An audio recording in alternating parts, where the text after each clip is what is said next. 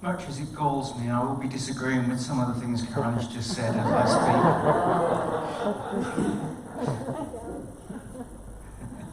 Was a bit opposite.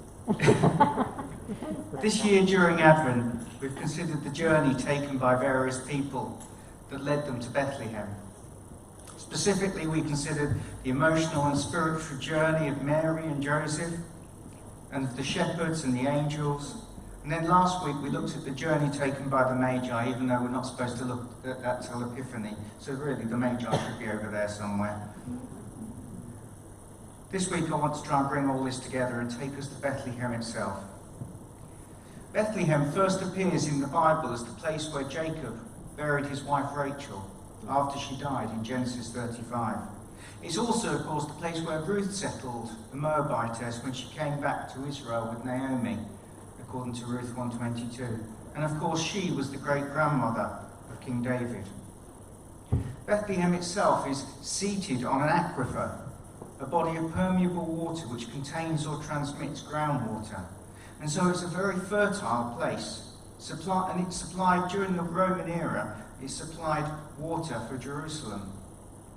In 2 Samuel 23:15, of course, during the siege of Bethlehem by the Philistines, David craved for water from the well of Bethlehem, and 3 of his mighty men broke through the siege and went and fetched some for him.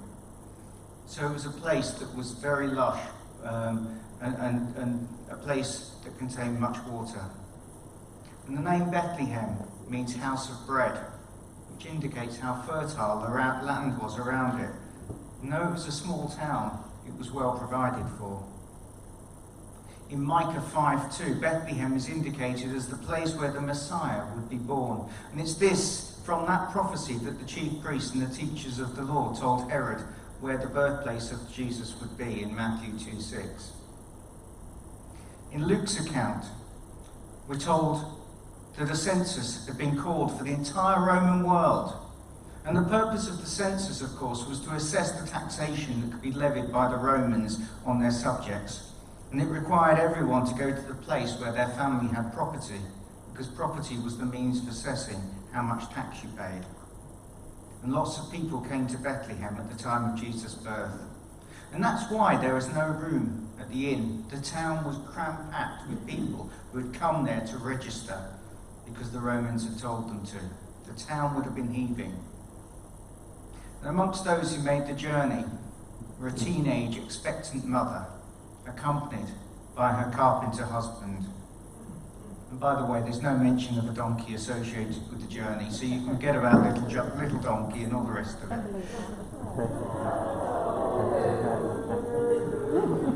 Oh yeah, I'm the Grinch. Travelling when you're very pregnant cannot have been easy. It was potentially dangerous for both mother and child. And just to, again, disagree with Caroline slightly, I checked on Google this week. The distance from Nazareth to Bethlehem is 90 miles, not 80.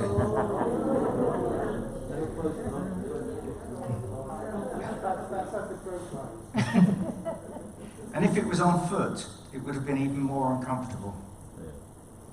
In the scheme of things, these two would have been insignificant, unnoticed amongst so many travellers. Little did anyone know that Mary was carrying the hope of the whole world within her. And I'm sure the two of them were desperate just to find somewhere to rest and to give birth. And therefore, a stable place sufficed. The angels also made the journey to Bethlehem at that time. They left their residence in heaven, wherever that is, and appeared on earth to certain shepherds on the hillsides near Bethlehem. And again, there's no mention of angels at the stable, so if you've got angels in your stable, take them out.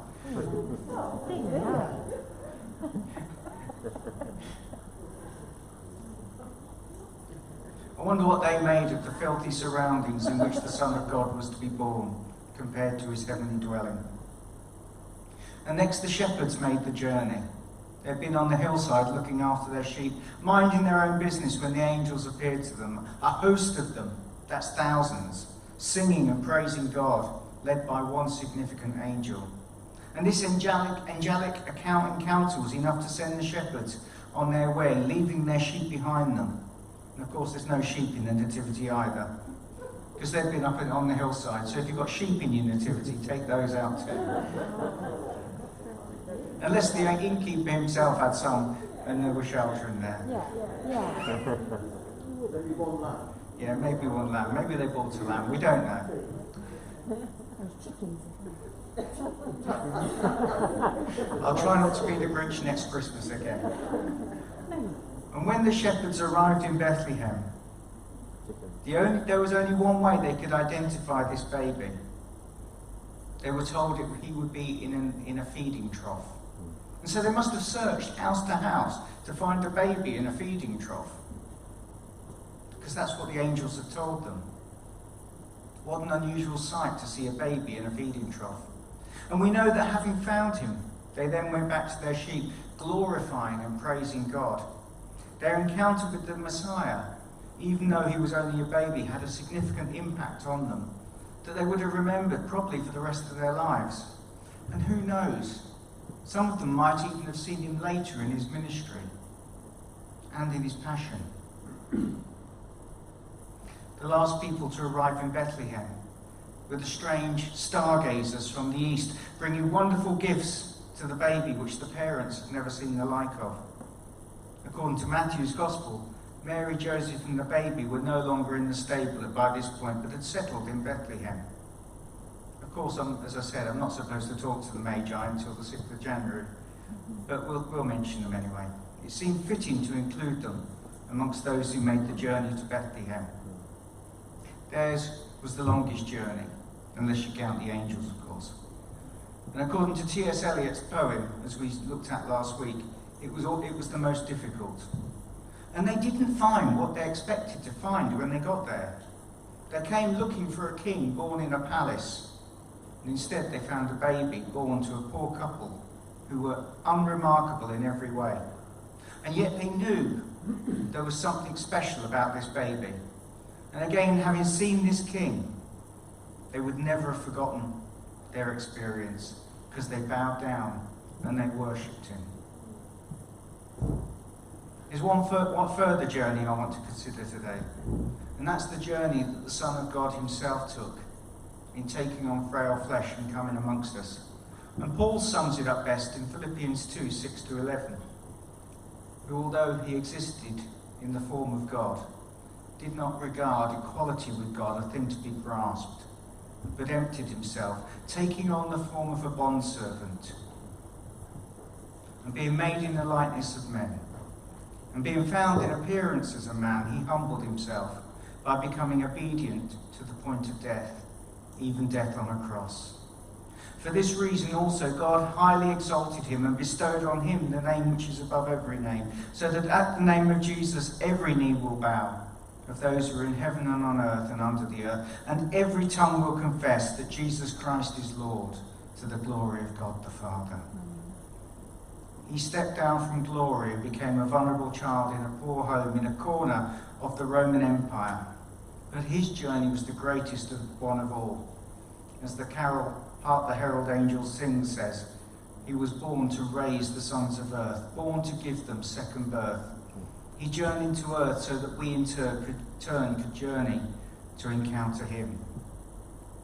And so for you and I, Christmas is a pilgrimage to Bethlehem. We may not physically go there, but at some stage during the proceedings, we're brought face to face with the fact of Jesus' birth. We can come, like everyone else in Bethlehem at that point, just as observers or even people who ignore it. And most people we encounter during this season do exactly that. They remain on the sidelines, celebrating for the sake of celebrating, but forgetting that Jesus is the reason for the season. And whilst their celebrations may be fun and a good time for parties, well, for some people anyway.